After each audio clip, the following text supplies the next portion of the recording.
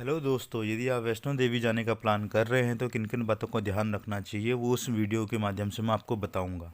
सबसे पहले हम कटरा रेलवे स्टेशन से उतरे और वहां से हमने पर्ची काटी टैक्सी स्टैंड से और हम पहुंचे कटरा। कटरा जाकर हम लोगों ने धर्मशाला में अपने अतिरिक्त जो भी सामान था उसको रखा और जिसका चार्ज 12 घंटे का 20 रुपये था। और नए रास्ता जो कि शुरू होता है बालनी ब्रिज से के रास्ते, जो कि बहुत ही आसान है चढ़ाई करने में, और लंगर की सुविधा भी उपलब्ध है और आपको अपने बर्तन खुद ही धोने पड़ते हैं। उसके बाद हम पहुँचे अर्धकुंवारी। अर्धकुंवारी पहुँचकर हमने सबसे पहले वहाँ धर्मशाला में जाकर रूम बुक किया और जिसका एक रात का स्टे करने का जो चार्ज था 120 रुपीज़ पर हेड था और जिसके साथ सिक्योरिटी मनी भी जमा करनी पड़ती है 500 रुपये। हमें आपको जो फैसिलिटी मिलती है वो फैसिलिटी ये है कि आपको गर्म पानी मिलता है और साफ़ सुथरा बाथरूम भी मिलता है। और यहाँ पर अर्धकुंवारी पर आपको कोई भी सामान, खाने पीने का कोई भी सामान हाथ पर नहीं रखना है क्योंकि बंदर आकर छीन लेते हैं। और वैष्णो देवी शाइन बोर्ड का जो शॉप है वहाँ पर आपको बहुत ही कम प्राइस में खाना मिलता है और ये सबसे बेहतर होता है यदि आपका बजट उस हिसाब से है तो। पहले दिन हमने अर्धकुंवारी के दर्शन करने के बाद भवन के लिए चढ़ाई की। के बाद हम प्रसाद भवन पहुँचे और प्रसाद भवन पहुंचकर हमने प्रसाद ग्रहण किया। इस प्रसाद को आपको यहीं पर खाना होता है, इसको बाहर नहीं ले जाया जाता है। पहले हमें चेक पोस्ट पर अपनी यात्रा टिकट दिखानी पड़ती है और अपना सारा का सारा सामान लॉकर रूप में जमा करना पड़ता है, जैसे कि पर्स, बेल्ट, शूज़, बीड़ी, सिगरेट, जो भी आप लेके जा रहे हैं उसको आपको लॉकर रूम में जमा करके रखना पड़ता है। उसमें शूज़ भी हैं।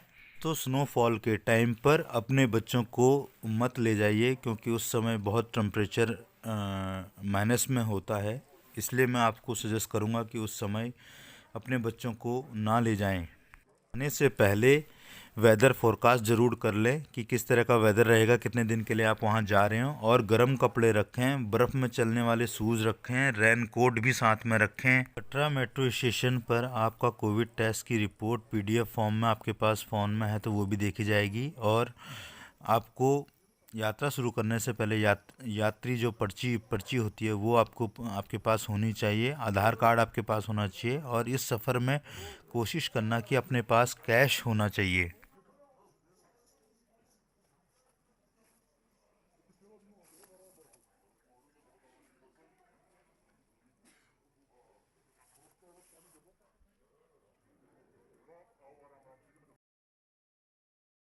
ये व्यू मैंने गौरी भवन जाकर लिया था जहाँ से स्नो ही स्नो दिख रहा था।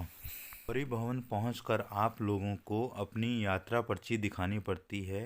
तो जो भी ग्रुप में जा रहे हैं या सिंगल जा रहे हैं अपनी यात्रा पर्ची की पीडीएफ फाइल अपने पास रखें। इस समय यहाँ का जो टेम्परेचर था वो -1 डिग्री था, तो कोशिश करें कि बच्चों को अवॉइड करें यदि बर्फ़बारी का टाइम पर आप वहाँ जा रहे हैं तो।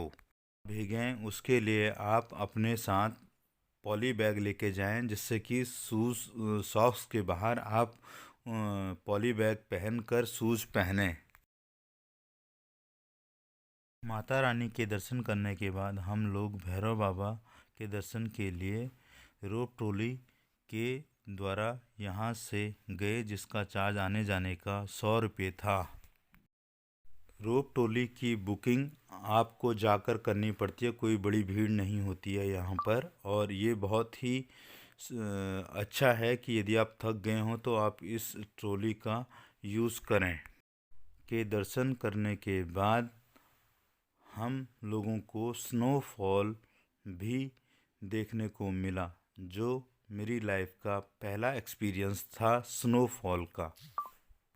हाथ के ग्लव्स भी लेकर जाना क्योंकि ठंड बहुत ज़्यादा होती है स्नोफॉल के टाइम पर, और इस समय दर्शन आसानी से हो जाते हैं।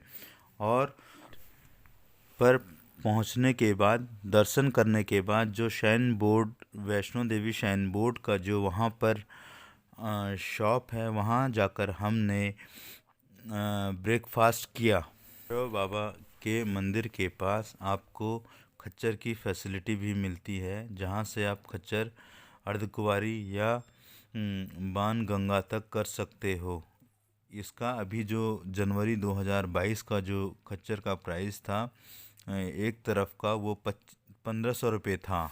तो भैरव मंदिर पर भी बंदर आपको मिलेंगे, तो कोशिश करना कि अपना जो भी प्रसाद आपने लिया है उस प्रसाद को आप सुरक्षित रखें, क्योंकि बंदर छीन के ले जाते हैं।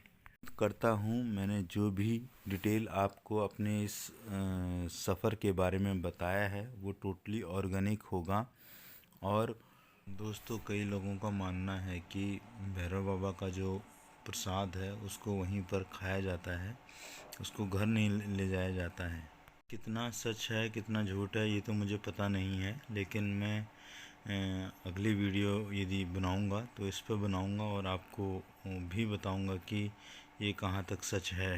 भैरव बाबा के दर्शन करने के बाद हम सभी लोग वहाँ से अर्धकुंवारी की ओर आए, और ये हमने अर्धकुंवारी से लेकर भैरव का जो भैरव मंदिर का जो डिस्टेंस था वो हम लोगों ने ऑलमोस्ट 2.5 घंटे में कंप्लीट कर लिया था। तो आते समय कोशिश करें कि सीढ़ियों का यूज़ ना करें, क्योंकि सीढ़ियों का यूज़ करने पर दिक्कत ये होती है कि आप वो ऑलरेडी इतने थके होते हो, थकने के बाद दिक्कत ये होती है कि आपके पैर भर जाते हैं।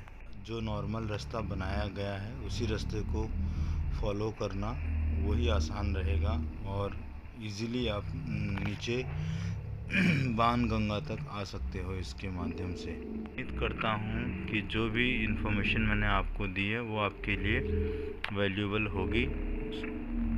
प्लीज़ लाइक एंड सब्सक्राइब करना ना भूलें।